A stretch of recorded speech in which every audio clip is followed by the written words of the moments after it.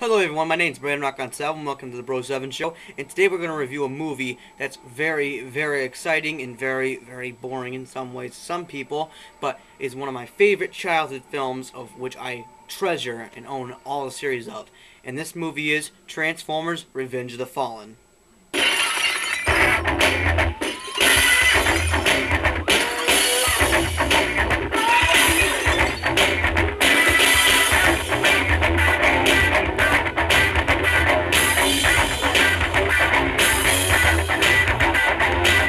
Now, director of this movie is Michael Bay, out of anything, and the producers.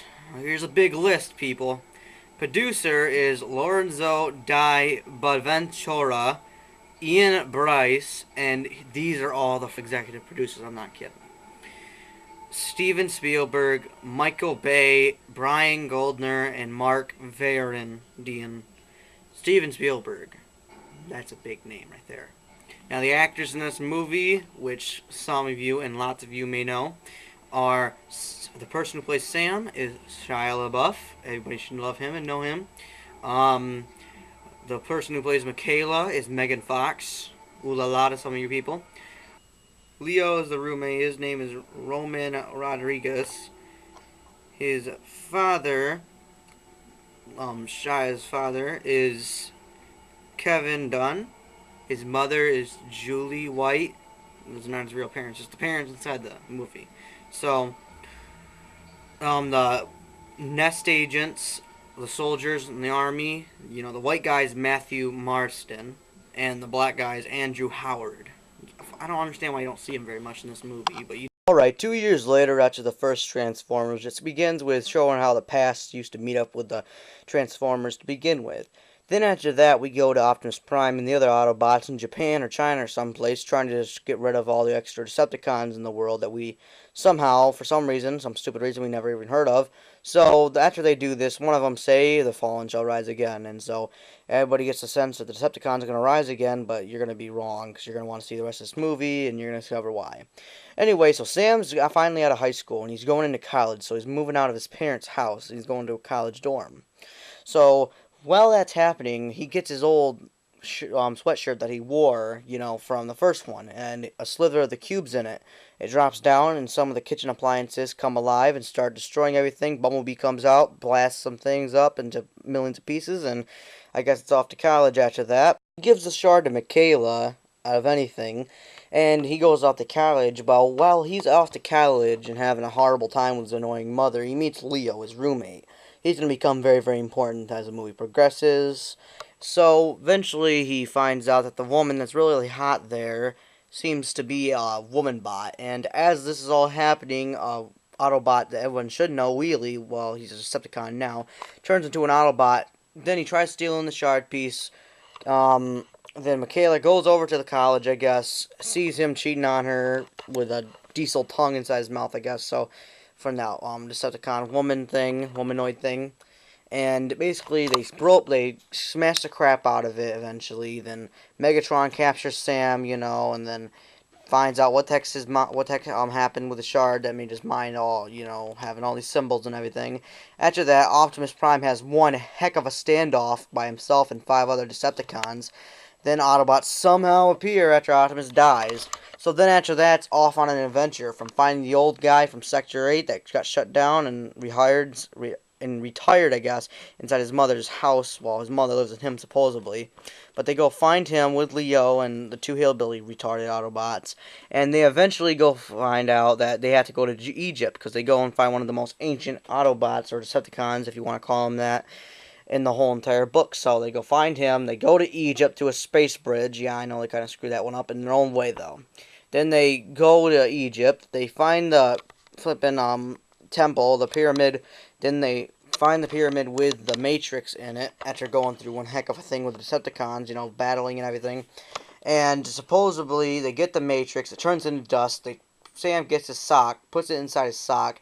They have to race against time to try to get to Optimus Prime, which the Marines, the black and white Marine main guys, come there with other Marines to come and save the come drop Optimus Prime off so the kid can bring him back to life. So the kids, the Decepticons have now exploited themselves and Now everybody knows the Decepticons are there, and Decepticons capture Sam's parents, bring him to Egypt with them. And I know this sounds like a mess, but this is really what the heck's happening in the movie. They get there and they save Optimus. Optimus gets some of Jetfire's parts, the Decepticon slash Autobot guy that they reawoken with his shard piece. And I guess he gets his parts, he goes over, rapes Megatron, destroys Starscream, kills the Fallen, and saves the day, and at the end of it, all's well. How should you enjoy this experience? On DVD, Blu-ray, digital? Well, the choice is pretty dang obvious. You should definitely get the DVD, digital, Blu-ray pack. DVD, so your kids do not ruin the Blu-ray, and you can have something for them to ruin anyways.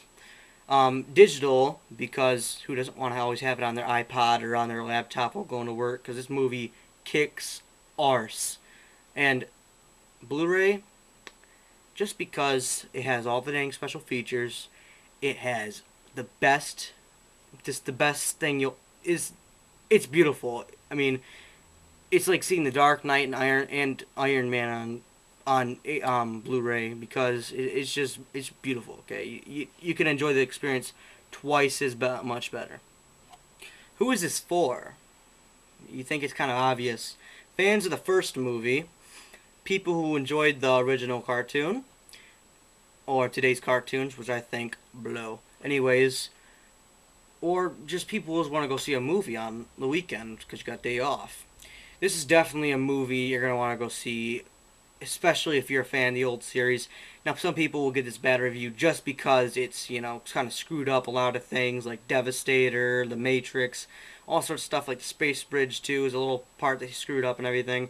But they didn't really screw it up, people. You gotta admit, everybody knew this Transformers was going to be coming. I mean, let's just thank God that they didn't screw it up like Super Mario Brothers of movie.